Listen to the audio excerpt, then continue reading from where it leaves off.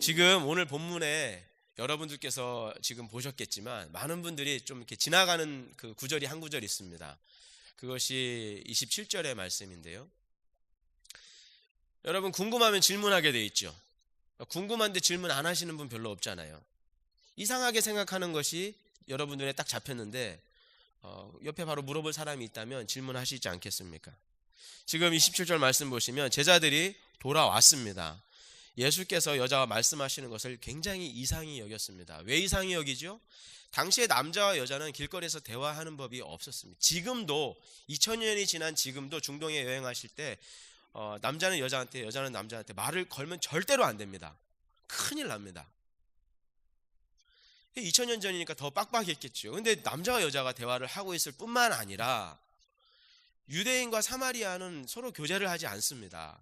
그런데 지금 유대인 남자와 유대인 여자, 그러니까 너무 이상한 광경이 펼쳐진 겁니다. 이 상황 속에서 제자들이 이상하게 여긴 거 당연한 겁니다.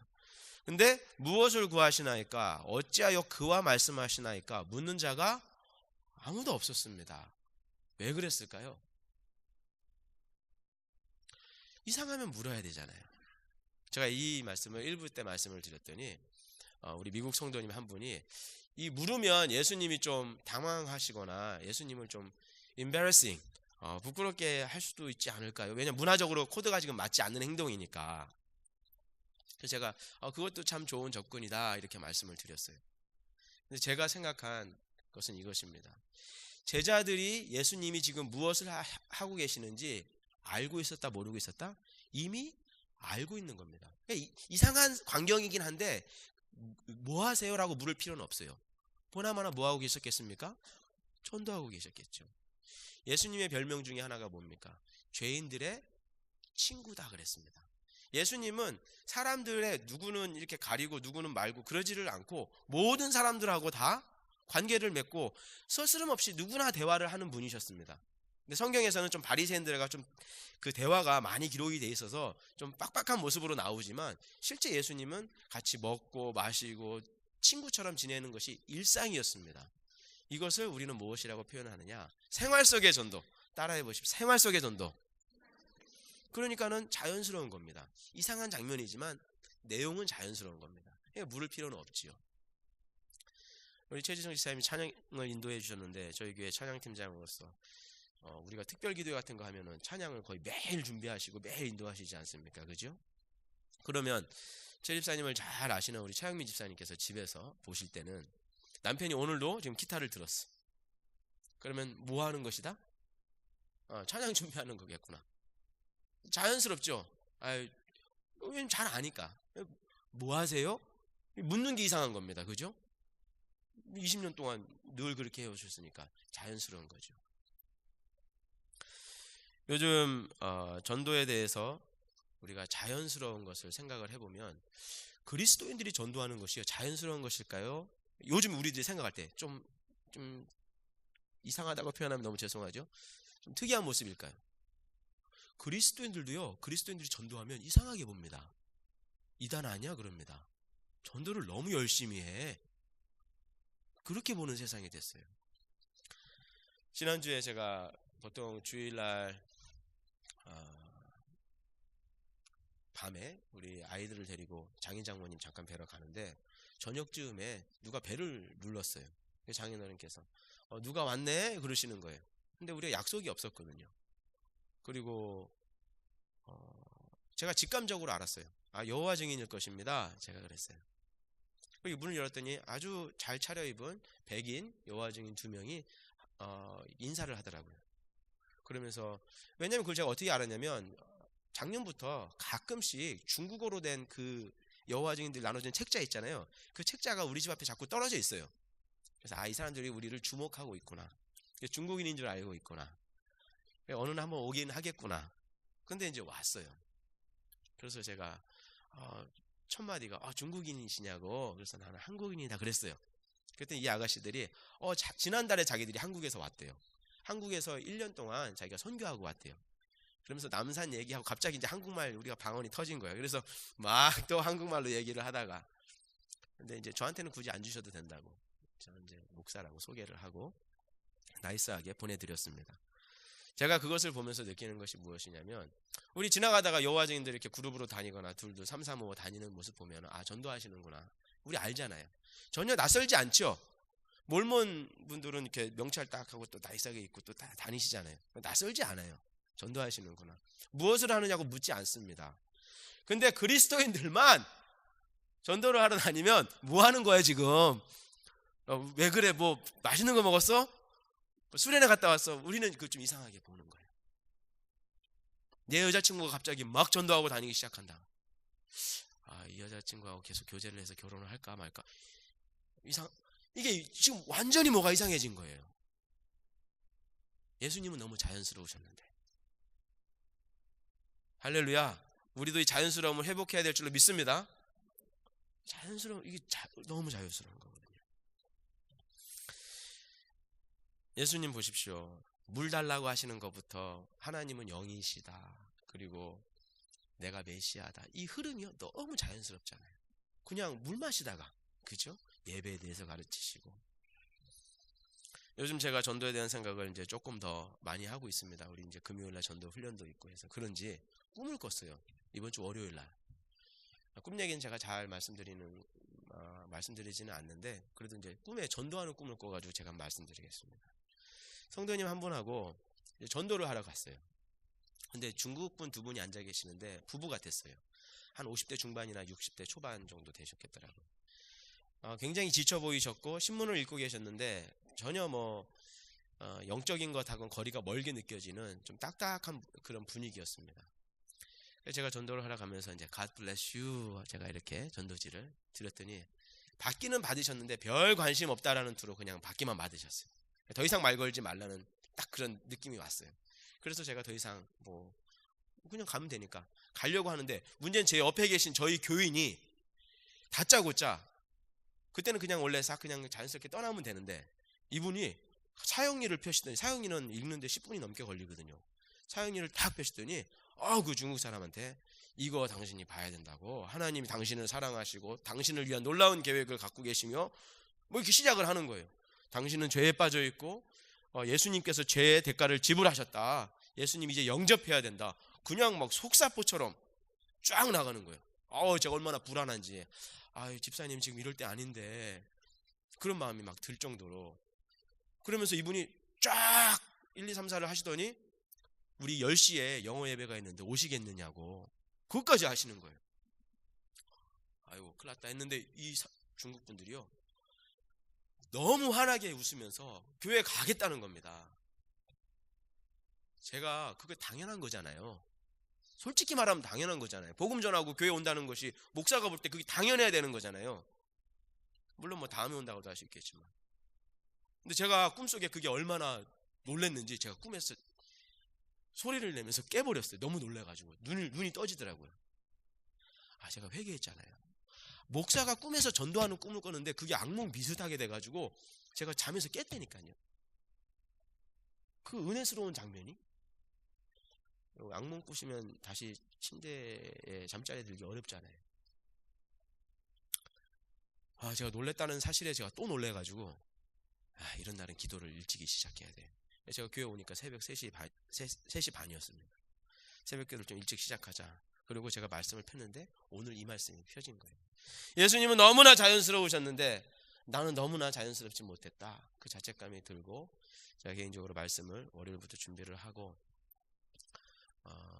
또 기도하는 시간을 갖고, 참 제가 그 기억이 나서 이걸 기록에 남겨둔 거예요. 여러분들은 어떤 꿈을 꾸십니까? 꿈에 나타난 여러분들의 그 모습, 여러분들이 생각하는 그 전도의 모습은 어떻습니까? 조금만 더 연습하면 더 자연스러워질 줄 믿습니다. 연습하면 도움은 정말 됩니다. 그런데요, 연습은 기술적인 자연스러움을 줄 수는 있지만 이것은 컴퓨터로 말하자면 하드웨어적인 것입니다. 근데 진짜 자연스러움은 생활 속에서 나와야 하는데 그것은 소프트웨어적인 것입니다. 이것은 연습을 한다고 해서 사실 나오는 것은 아닙니다. 제가 이 부분에 대해서 조금 더 설명하기 위해서 한 가지 예를 들어 드리겠습니다. 제가 2000년도에 캠퍼스 선교사 훈련을 받았습니다. 근데 같이 훈련 받으시던 분 중에서 그 의사 선생님이 한 분 계셨어요. 이분이 훈련을 마치시고 본인은 이제 무슬림 국가로 의료 선교사로 가시기 위해서 그 훈련을 저랑 같이 받으셨는데, 이제 그분이 가시고 나서 계속 이제 기도 편지를, 소식지를 제가 받아봤죠. 이분은 훈련 마치자마자 파키스탄 사막 지역으로 가셨고요. 그 파키스탄도 도시는 그래도 사역할 만한데 그 사막 지역 힘든 데로 가셨어요. 거기 양치기 목동들이 있는데 이 친구들이 학교를 제대로 다니지를 못하고 양만 계속 쫓아다니니까 안타까우셨던 것 같아요. 그래서 호스텔 사역이라고 그 건물을 짓고 거기 그 아이들을 이제 먹이고 재우고 하면서 가르치고, 그런 굉장히 사실 사역적으로 보면 힘든 사역을 하시면서 또 의료 선교를 하셨습니다. 근데 뭐 아무리 퍼줘도 그 몇 년간의 사역을 했지만 변화가 없잖아요. 그 양치기들 뭐 그냥 계속 양만 치지. 그 말 가르쳐야 돼, 성경 가르쳐야 돼, 또 고쳐줘야 돼. 뭐 너무 힘든 거예요. 그 사모님은 또 간호사셨는데, 그 선교사님이 이제 좀 지쳐가셨던 것 같아요. 마음이 몇 년 하시다가 보니까 어느 날 이분이 이런 말씀을 하셨어요. 조금 지쳐갈 무렵에 그 목동들을 이렇게 지나가는 목동들을 이렇게 바라보고 있는데, 꾀죄죄하게 씻지도 못하고 지나가는 그 어린 아이들을 이렇게 보면서 갑자기 정말 불현듯 어떤 생각이 확 들었답니다. 무슨 생각이 들었냐면, 하나님께서 본인에게 이렇게 말씀하시는 것 같아요. 저 목동들이 누구처럼 보이니? 씻지도 못하고 꾀죄죄한 그냥 목동입니다 라고 말을 하려고 하는 그 순간에 갑자기 성경에서 나왔던 목동 한 명이 떠올랐대요. 누굴까요? 다윗입니다. 다윗도 그 당시에는 저렇게 꾀죄죄하니, 저렇게 양치는 형제들로부터 인정받지도 못한 막내라고, 그 모습 중에 하나로 딱 보이면서 그 목동 하나가, 양치기 하나가 하나님 손에 붙들리니까 이스라엘의 성군, 모든 그리스도인들이 존경하고 또 존경하는 그 다윗이 되었구나. 이 선교사님 마음이 확 감동이 됐고, 이 보니까 전부 다 다윗인 거라. 야, 이 다윗도 오시오, 저 다윗도 오시오. 선교사님의 마음이요, 갑자기 마음에 부흥이 타올라가지고 사역을 신나게 감당하게 됐다라는 그 얘기가 제 마음에 많이 남았습니다. 바뀐 것 하나도 없습니다. 그 꾀죄죄한 아이도 그냥 늘 가던 길 간 것 뿐입니다. 근데 선교사님의 안목이 달라진 것입니다. 이제는 땀 범벅으로 무식한 소년들이 아니라 미래의 나라를 변화시킬 어린 다윗처럼 보이기 시작한 것입니다. 언제부터입니까? 바로 선교사님이 믿음의 눈을 뜬 그 순간부터입니다. 할렐루야. 컴퓨터는요, 하드웨어가 중요한 것 같아도 소프트웨어가 없으면 이거 완전히 고철 덩어리입니다. 자동차는 하드웨어가 사실은 중요합니다. 사람이 운전하면 되니까요. 여기서 우리는 믿음이 얼마나 중요한지를 배우게 됩니다. 여러분, 옆에 분들 한번 보세요. 지금 잠깐만 한번 돌아보세요. 다윗처럼 보입니까? 에스더처럼 보입니까? 아니면 그냥 아주머니 아저씨처럼 보입니까? 그냥 아주머니 아저씨처럼 보이면 믿음의 눈을 뜨고 다시 한번 봐야 돼. 한 번만 더 보세요. 좀 크게 뜨고. 그냥 아주머니 아저씨로 보이면 안 되는 거예요. 믿음의 눈으로 보면 달라 보이죠? 달라 보여야 돼요. 그냥 일반적으로 보면 그냥 아저씨인데 믿음의 눈으로 보면은 하나님의 사람이고 용사인 겁니다. 이 사람 바뀌기를 기대하지 말고 내가 바뀌는 게 더 빨라. 훨씬 빨라요. 내 믿음의 눈 뜨면 되거든요. 그 안 바뀌는 그 사람을 자꾸 어떻게 바꾸려 하겠어요? 전도는 은사의 문제도 아니고 문화의 문제도 아니며 성경의 문제도 아닙니다. 신학의 문제도 아닙니다. 전도는 바로 믿음의 문제입니다. 예수님은 지금 믿음의 눈으로 이 여인을 바라보고 계셨던 것입니다. 할렐루야. 복음 전도자로 변화될 그녀의 미래의 모습을 지금 보셨기 때문에 이 여인과 대화를 시작한 것입니다. 과거가 복잡한 여인이었잖아요. 그래도 예수님은 믿음의 관점에서, 미래의 시점에서 이 여인을 지금 현재를 보고 있는 것입니다. 어떤 분들은 목사님 저는 그 정도 믿음은 또 없습니다. 또 이렇게 겸손하게 말씀하시는 분들이 계신데 거짓말이에요. 여러분 다 믿음 있습니다. 할렐루야. 왜 믿음인지 증명해 볼게요. 여기 어르신들은 대부분 다 자녀를 키우셨죠. 키우고 계시거나. 제 딸아이가 지금 6살 되어 갑니다. 이제 6월이면 6살인데요. 얼마나 실수를 많이 하는지 몰라요. 4살짜리 제 아들은, 이제 4살이 되어가는 제 아들은 뭐 실수가 말할 수 없어요. 제가 일부 예배 때 그걸 보여드렸는데 제 아들이 잘하는 게 뭐냐면 젓가락 놀이입니다. 장난감을 잘 안 사주니까 애들이 생활 속의 놀이를 찾는데 이 젓가락을 가지고, 쇠 젓가락 쓰잖아요. 이렇게 하는데 굉장히 잘해요. 제 아들이 이거를 굉장히 잘해요. 근데 어느 날 이걸 이렇게 하니까 재미가 없는 거예요. 이렇게 됐다가 이렇게 됐다가 이렇게 막 이래요.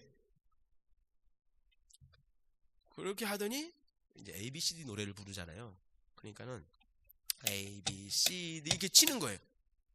근데 제 아들이 그 드럼 세트를 보면 항상 달려가서 치거든요. 남자애들 대부분 그렇지만 당연히 애들이 치겠죠. 소리가 나니까. 그렇지만 부모는 믿음의 눈으로 바라봅니다. 큰 드러머가 되겠구나. 조만간 드럼 신동이 돼서 내가 찬양할 때 여기서 드럼을 치고 있겠구나. 할렐루야. 저는 그렇게 봅니다. 진짜 주여죠. 저는 그렇게 봅니다. 여러분 자녀들이 실수하고 뭐 이렇게 막 이렇게 여러분 그 굉장히 긍정적인 눈으로 보시죠. 얘가 이렇게 많이 먹는 이유는 왜일까? 그것까지도 긍정적으로 보고, 얘가 이렇게 자주 우는 것도 감수성이 굉장히 풍부해서 예술가적인 기질이 있다고 보고 계시죠. 그러니까 부모들은 어떠한 상황에서든지 믿음의 눈, 미래의 눈, 미래의 안목을 가져다가 지금 우리 자녀들을 보고 있습니다. 그러니까 부모 되는 게 신나고 재미가 있죠. 믿음의 눈으로 여러분 자녀의 얼굴을 지금 한번 딱 떠올려 보십시오. 남편의 얼굴을 떠올리면 안 돼. 딱 자녀만 딱 떠올려야 돼. 소망이 생기고 기분이 좋아지지 않습니까? 철부지들이지만 이게 바로 우리가 내추럴하게 가지고 있는 믿음의 눈입니다. 그러면 우리가 전도할 때 이것을 이미 가지고 있어. 빌트인 되어 있는 거, 이거를 사람들한테 접목을 하는 거예요. 여기 우리 중고등학생들도 있는데 친구들 보면서, 내가 보면 이 친구 지금 부담스럽지만 하나님이 이 친구를 변화시키면 놀랍게 쓰임받을 수 있다 없다? 있다. 복음을 한번 전해봐야겠다. 그 미래의 믿음을 가지고 땡겨오는 겁니다. 예수님의 전도는 생활 속의 전도였습니다. 예수님의 전도는 믿음의 전도였습니다. 전도는 그래서 믿음으로 하는 것입니다. 믿음이 있으면 현상도 달라진다 안 달라진다? 달라집니다.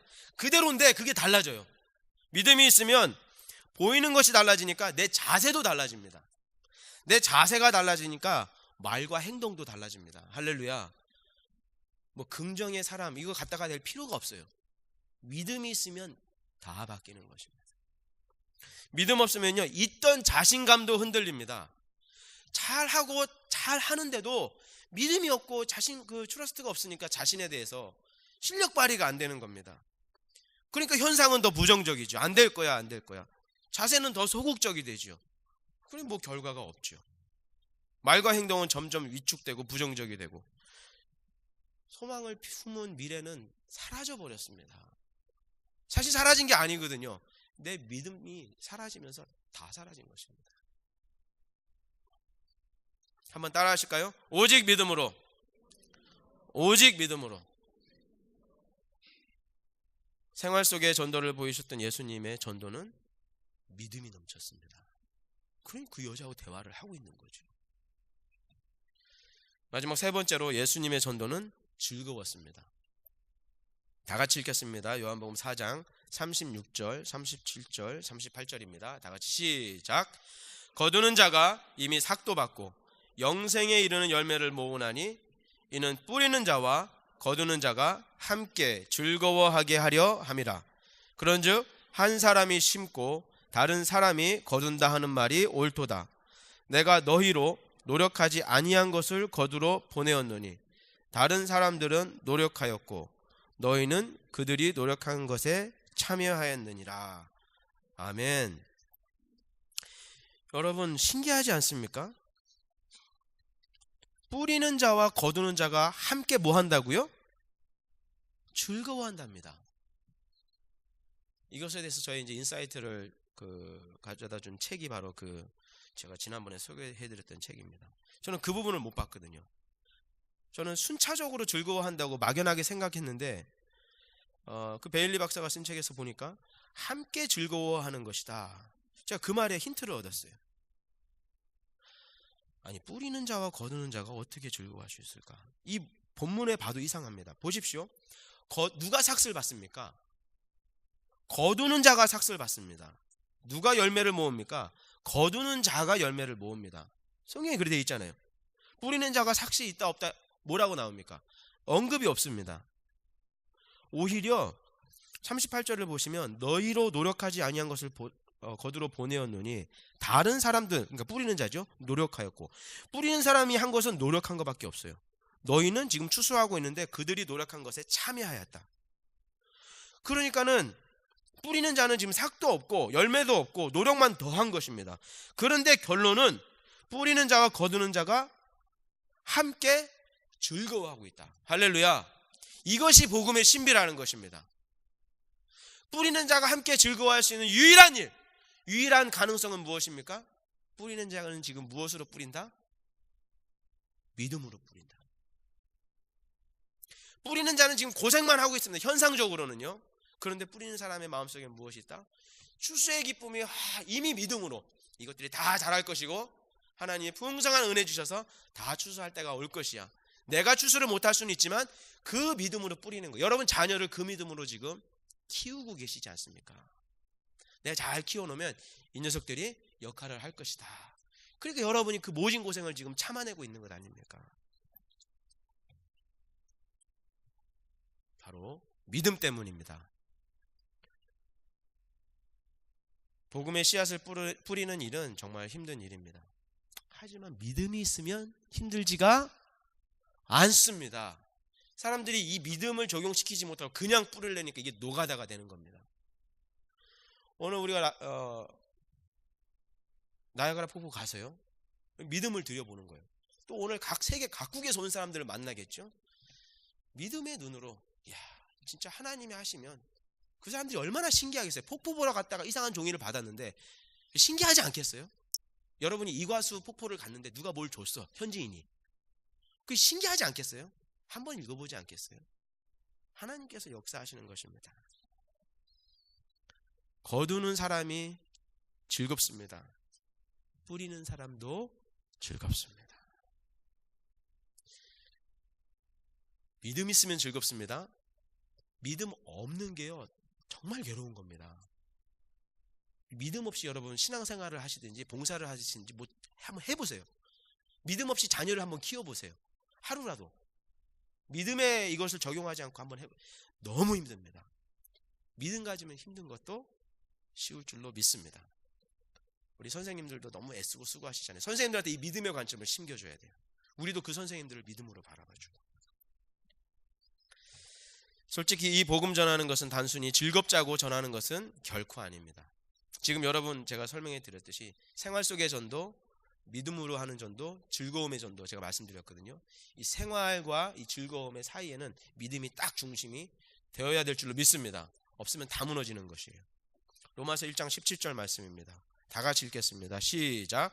복음에는 하나님의 의가 나타나서 믿음으로 믿음에 이르게 하나니 기록된 바 오직 의인은 믿음으로 말미암아 살리라 함과 같으니라. 할렐루야. 우리 모두는 예수 안에서 의인입니다.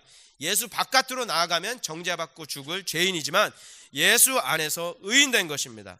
그 말이 무엇입니까? 우리는 믿음으로 사는 사람들입니다. 할렐루야. 그런데 믿음으로 살려면 믿음이 있어야 되잖아요. 믿음으로 살려고 하면 믿음이 있어야 되잖아요. 근데 말씀이 무엇이라고 이야기합니까? 복음에는 하나님의 의가 나타나서 믿음으로 믿음에 이르게 된다. 여러분 다른 곳에서 누가 여러분에게 믿음 줄 것으로 기대하지 마시기 바랍니다. 여러분의 믿음은 어디서 오게 되어 있느냐? 여기 보십시오. 복음에는 하나님의 의가 나타나서 믿음에 이르게 해준다는 것입니다. 믿음은 복음에서 나오는 것입니다. 다른 데서 믿음 찾을 수가 없습니다. 나의 신앙의 원동력이 믿음입니다. 이 믿음이 복음에서 나옵니다. 근데 내가 이 복음을 부끄러워합니다. 그러면 여러분의 믿음은 부끄러운 것이 돼버리는 것입니다. 굉장히 중요한 문제입니다. 이것을 사도 바울이 알고 이렇게 썼습니다. 로마서 1장 16절입니다. 내가 복음을 부끄러워하지 아니하노니 이 복음은 모든 믿는 자에게 구원을 주시는 하나님의 뭐가 된다고요? 능력이 됨이라.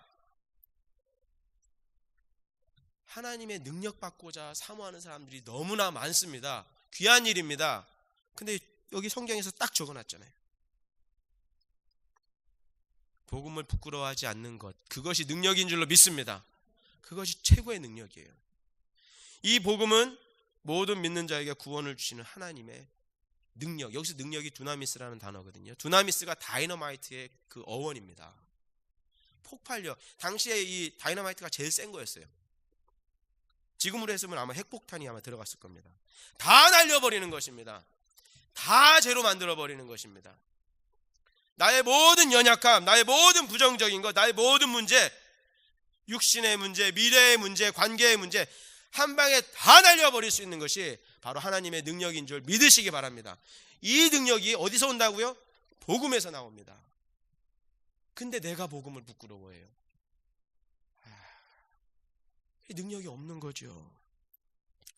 예수님께서 십자가에서 죄인인 나를 위해서 죽으셨다는 그 사실이 복음입니다. 할렐루야. 바로 그것이 능력이 되는 것입니다. 추한 것만 가득한 나의 인생에 예수님이 그 인생을 그분의 보혈로 구원해 주셨습니다. 할렐루야. 평생 나 자신조차도 나에게 실망하며 살아오지 않았습니까? 여러분 자신을 그렇게 신뢰합니까? 저는 그렇게 하지를 못합니다.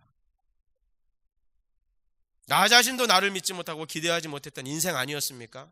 그런데 그 인생을 위해서 예수님께서 죽어주셨습니다. 할렐루야.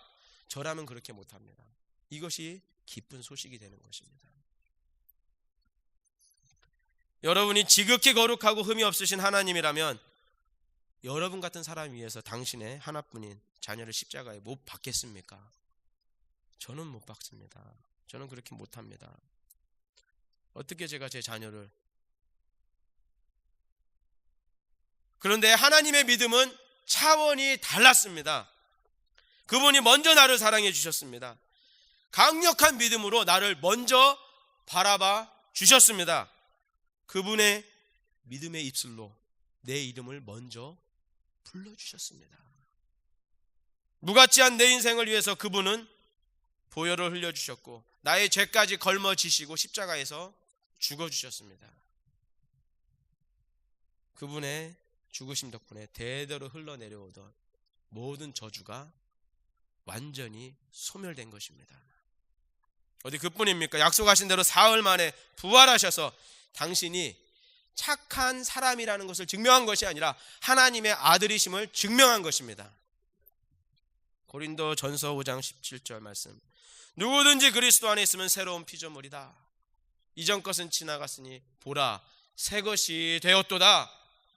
그리스도 안에 있으니까 새로운 피조물. 이게 복음 아닙니까?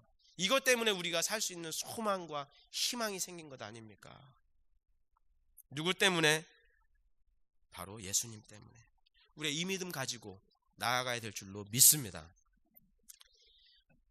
어떤 분들은 오늘 전도 나가야겠구나. 목사가 저렇게까지 소리를 또 올리니 내 안 갈라 했는데. 생각해 보십시오. 누가 여러분들의 생각을 바꿉니까? 제가 뭐 이런 말 한다 여러분 생각 바꾸시겠어요? 근데 여러분들이 가만히 말씀을 들어보니까 정말 그 말씀이 맞네. 여러분이 안 가기로 한 그 마음이 가기로 바뀌는 것도 변화가 시작된 줄로 믿으시기 바랍니다.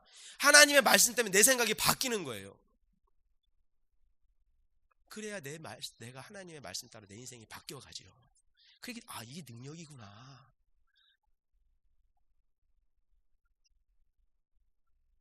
복음이 하나님의 능력입니다. 우리가 이 능력 들고 나가면 사단도 하늘에서 번개처럼 떨어질 줄로 믿습니다. 누가복음 10장 말씀입니다. 한번 보여주실까요? 제가 읽어드리겠습니다. 너희 말을 듣는 자는 곧 내 말을 듣는 것이요. 할렐루야. 너희를 저버리는 자는 곧 나를 저버리는 것이요. 나를 저버리는 자는 나 보내신 이를 저버리는 것이라. 70인이 기뻐하며 돌아와 이르되 주여 주의 이름이면 귀신들도 우리에게 항복하더이다. 예수께서 이르시되 사단이 하늘로부터 번개같이 떨어지는 것을 내가 보았노라. 이것이 그분의 믿음의 눈입니다. 우리는 모르지요. 이 영계를 볼 수 있는 눈이 없으니까 주님은 보고 계시는 겁니다. 우리가 전도할 때 예수님의 이름이 선포되고 사단이 떨어지는 겁니다. 내가 너희에게 뱀과 전갈을 밟으며 원수의 모든 능력을 제어할 권능을 주었으니 너희를 해칠 자가 결코 없으리라. 그러나 귀신들이 너희에게 항복하는 것으로 기뻐하지 말고 너희 이름이 하늘에 기록된 것으로 기뻐하라 하시니라. 할렐루야. 여러분, 제가 한 가지 장담하겠습니다.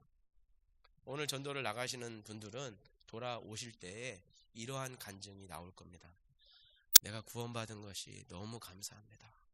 이거는 제가 전도를 나갈 때마다 평생 동안 느끼는 겁니다.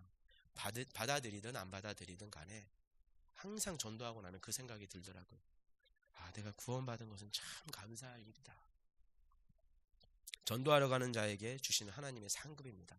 너의 이름이 하늘에 기록된 것, 그것이 확인되는 순간이 바로 내가 내 입으로 예수 그리스도의 복음을 선포하는 그 순간입니다. 할렐루야. 담대하게 십자가 붙드시기를 예수님의 이름으로 축원드립니다. 담대하게 구원의 은혜를 선포하시기를 바랍니다. 믿음으로 용서의 은혜를 나누시기 바랍니다. 자연스럽게 생활 속에서 전도하시기 바랍니다. 그래야 로체스터에서 우리 교회가 소문나게 하십시다. 한국인들 만나면 한국인들은 막 축복해준다, 그런 소문이 나면 좋겠어요. 한국인들 만났더니 막 복음 전한다, 그런 소문이 났으면 좋겠어요. 그들이 전한 복음 때문에 내가 구원받았다. 할렐루야. 다 같이 우리 기도하시겠습니다.